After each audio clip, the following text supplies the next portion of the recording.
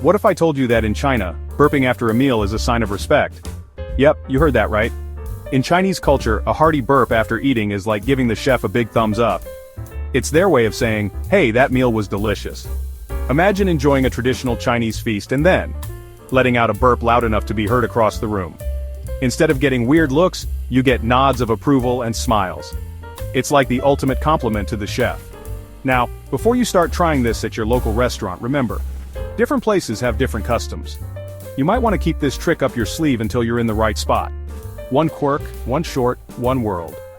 You never know what you'll discover next. Like if you didn't know this, follow for your daily dose of good vibes.